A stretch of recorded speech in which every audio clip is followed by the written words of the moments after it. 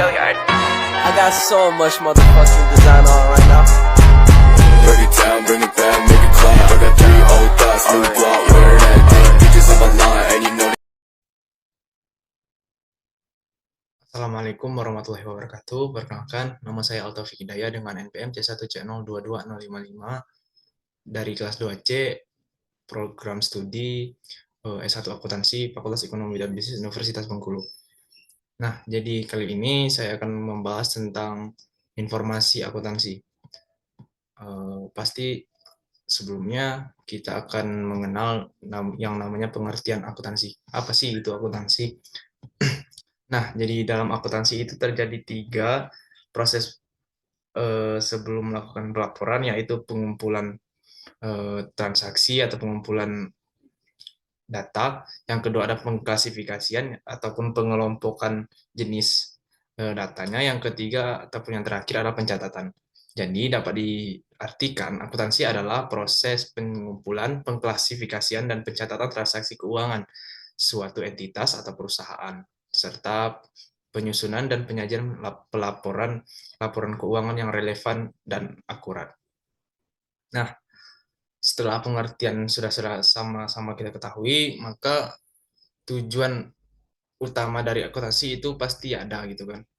Tujuan utama dari akuntansi adalah untuk memberikan informasi yang berguna bagi pengambilan keputusan seperti investor, kreditor, dan manajemen dalam mengambil keputusan finansial yang tepat. Selanjutnya ada dua bidang utama akuntansi. Yang pertama adalah akuntansi keuangan. Adalah proses pencatatan, pelaporan, dan pengklasifikasian keuangan. Biasanya ini terjadi pada perusahaan. Ini memang merupakan metode pencatatan keuangan. Nah, untuk yang kedua adalah akuntansi manajerial.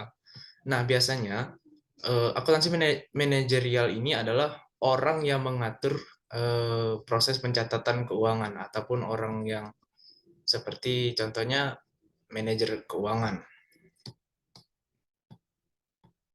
Selanjutnya adalah persamaan akuntansi. Rumus dasar yaitu adalah aset sama dengan utang ditambah modal. Nah, selanjutnya persamaan dasar akuntansi adalah suatu persamaan yang menunjukkan jumlah harta kekayaan atau aktiva atau aset suatu perusahaan yang selalu sama dengan penjumlahan dari hutang dan modal atau pasifa perusahaan tersebut. Biasanya dalam laporan keuangan itu terjadi 4 hal utama. Yang pertama aset, neraca, yang ketiga adalah liabilitas, dan yang terakhir adalah ekuitas.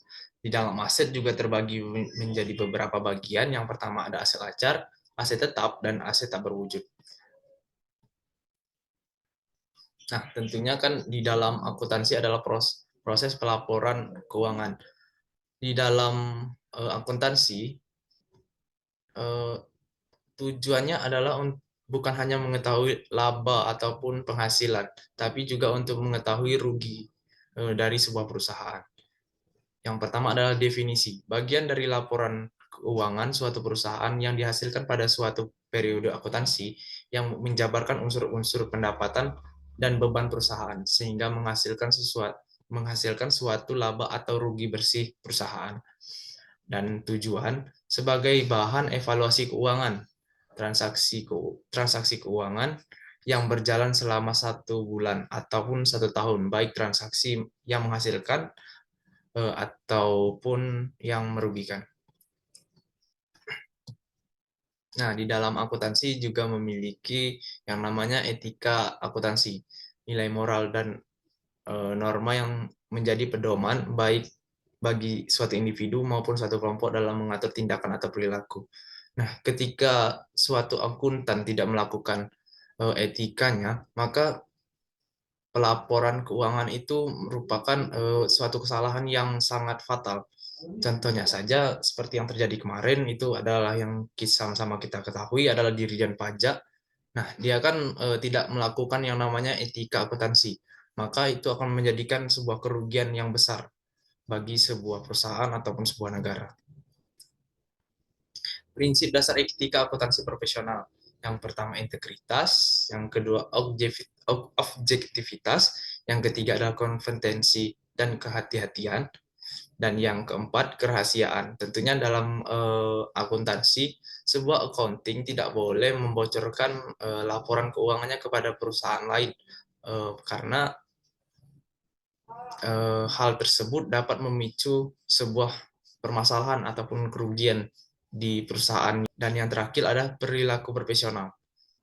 Biasanya, accounting melakukan pekerjaannya dengan profesional agar proses pencatatan tersebut berjalan dengan lancar dan dapat mengidentifikasi keuangan dari perusahaan. Hanya itu yang bisa saya sampaikan. Terima kasih.